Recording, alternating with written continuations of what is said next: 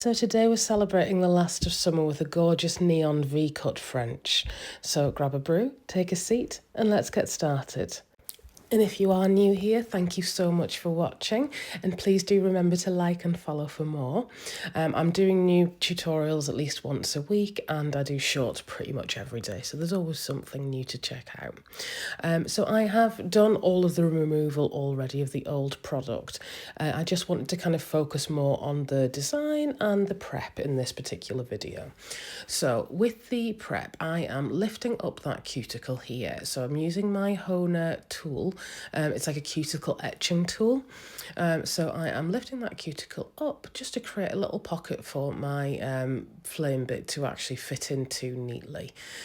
So you can see there, I'm not so much pushing it back, I'm lifting it up. Then I get my flame bit and I go down the left hand side in forward, and then I go down the right hand side in reverse. Now it is a little bit fuzzy here because my hand got in the way, but please bear with me and keep watching because it does kind of come back into focus. I also like to have a little brush on my pinky finger because I just find that I can then brush away the dust quite easily rather than having to kind of keep putting my tools down. A lot of saving time when you're doing nails is just changing up little habits and adding new habits to try and make things a little bit easier for yourself. So because I have that little tool hooked on my knuckle, it means that I can just brush off the dust with my finger and not have to put my e-file down. Now the client has slightly drier skin, so I'm using a medium flame bit just to make sure I can really get that nail plate clean. I'm not applying any pressure, I'm working a little bit faster. The speed is on probably around about 14 to 16, it depends. It depends on what I need really and what works best for the client because everybody's skin's different. But I just find that using a bit of talc at the beginning and the right e-file bit just makes such a difference. Again, it's a quicker process. I'm not having to kind of do tons of passes. It's a couple of passes and then it's clear. So then I go in with my cuticle scissors. Oh, I love these scissors. I know I say it in every video, but I can't get enough of them. They are the Katie Barnes curved cuticle scissors, and they are without a doubt the best cuticle scissors I have ever used. Now, one of the things that I wanted to cover in this video as well is the fact that my client has a ever so slightly curved nail. She's got beautiful shaped nail beds, so they always look really gorgeous, whatever shape we do.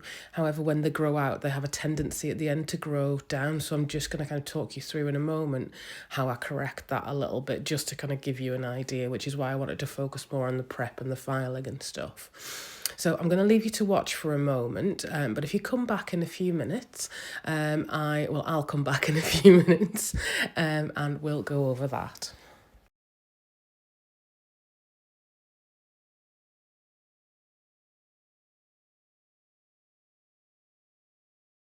So I like to start correcting the shape at the beginning. So you'll see that it does curve down ever so slightly. Like I said, beautiful shaped nails. It just means that they dip a little bit at the end when they grow out.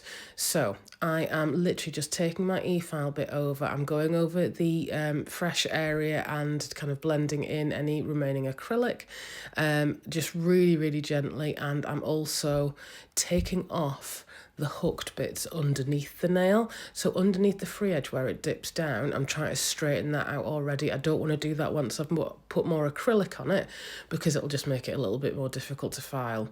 So here again, I go in with my e-file bit and I give it a nice little going over. Again, it's on a really low speed. It's like a 1 or a 2, literally. You need a good e-file with a good torque. I use the Katie Barnes one. Because apparently I'm in the Church of Katie Barnes now because she is absolutely amazing.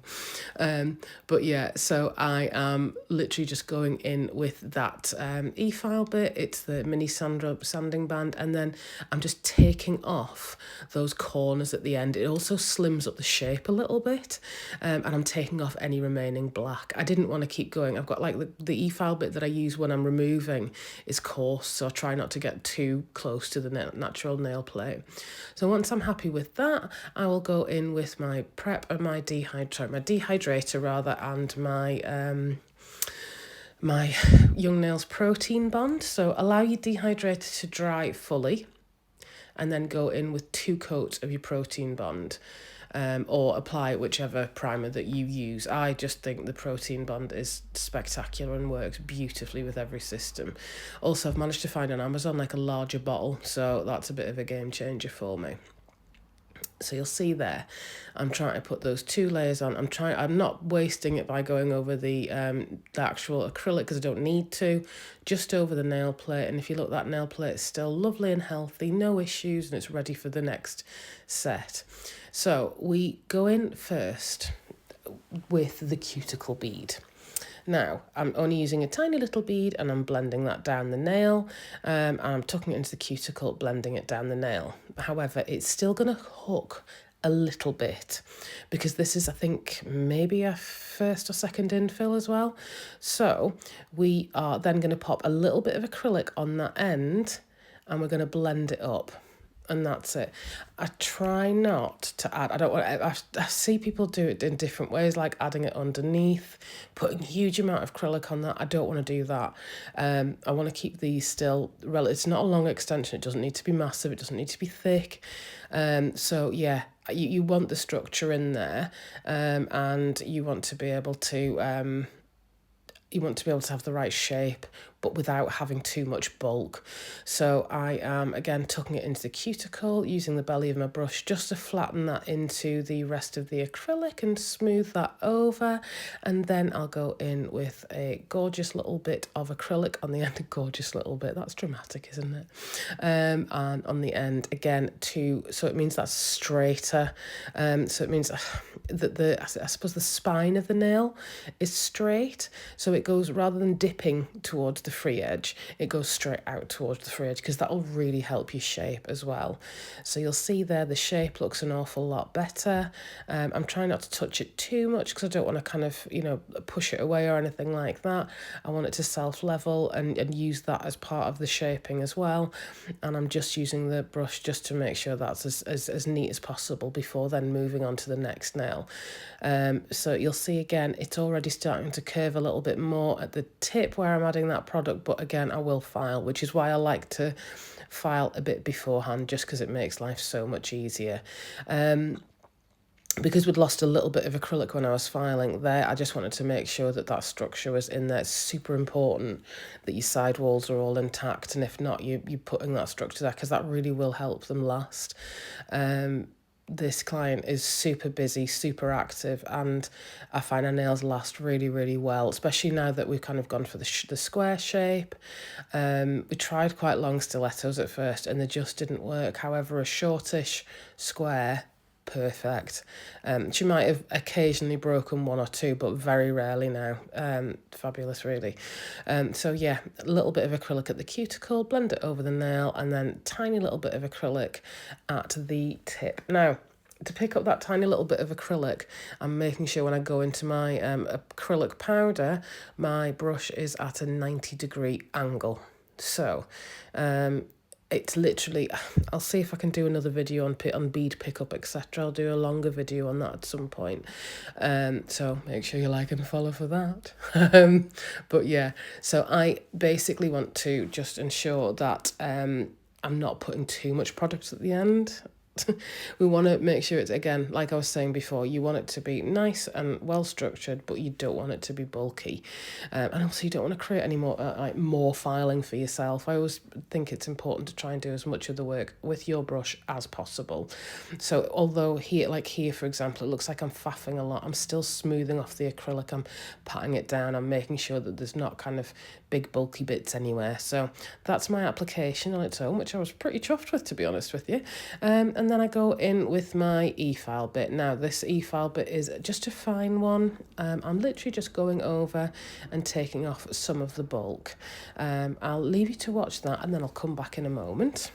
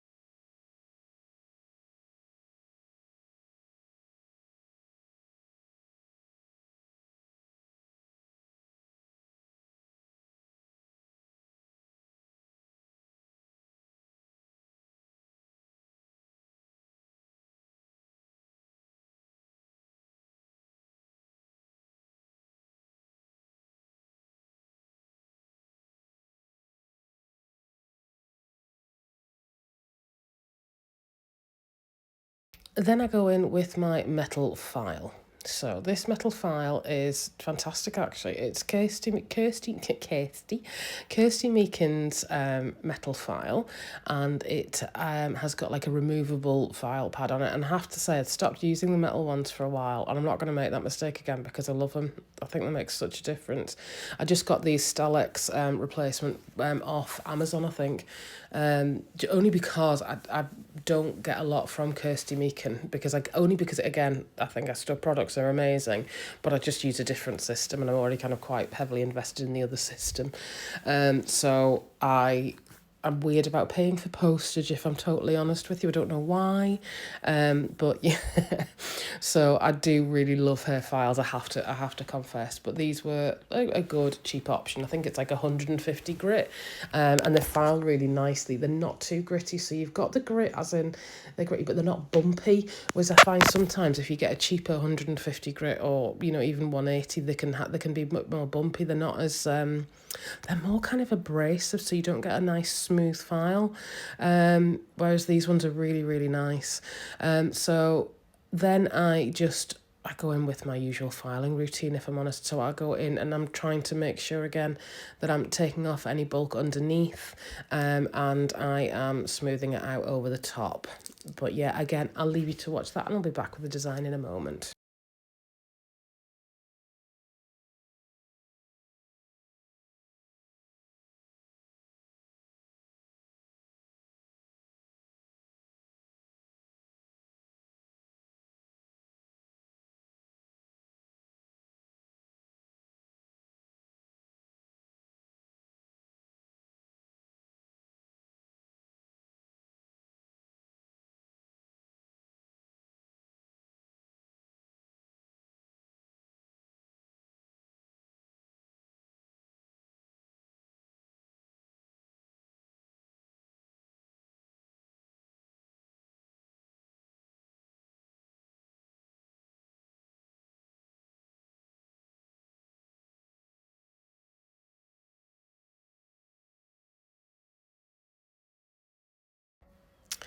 So, I feel like I've been quite rambly on this one, but I did have a drink last night, which is very unlike me. I feel like a teenager again, it's rather good, so I'm a little bit giddy.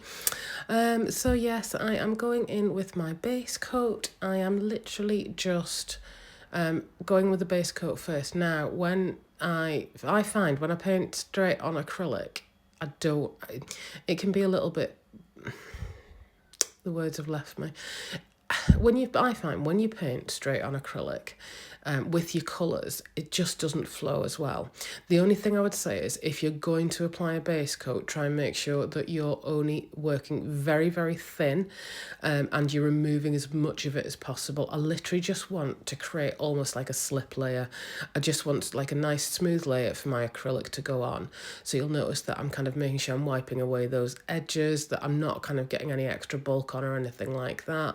And then obviously, see there's hardly any product on my brush there. I just want it to be kind of nice and shiny, and I just find that, like, say for example, if I went in with a French now, which I am doing, it's just smoother. Your brush just glides over the acrylic, and also sometimes the gels, depending what gels you're using, they can bleed on the acrylic, so it can make your edges look a bit fuzzy, whereas this is super smooth. Now I will speed this up in a minute for you, just because obviously it's kind of the same kind of thing. But basically I am doing like a V-cut French in graduated colours. I had so much fun doing these, and I swear about 30 minutes of it was just painting these little V's, but it was super worth it. And I'm very lucky with my clients, they are my friends, so there's a lot of chit chat while we're doing it. Now these ones I think are no wipe, so you could potentially leave them on their own, but I do top coat them. I'm also trying as well, while I'm going along, I'm trying to make sure that I'm smoothing that out. You see how there I'm trying to take the bulk off the side, just to make sure that it's nice and smooth. It's just because obviously I've spent quite a lot of time getting that shape and I don't want to add any more. So I will leave you to watch this. If you have any questions, or if you're kind of unsure about anything, or if there's anything that you want me to cover, let me know in the comments. I love hearing from you. Even if you want to tell me what you're having for your tea tonight. Honestly, I just love speaking to you. So yeah, I'll leave you to watch and I'll be back in a moment for the final reveal.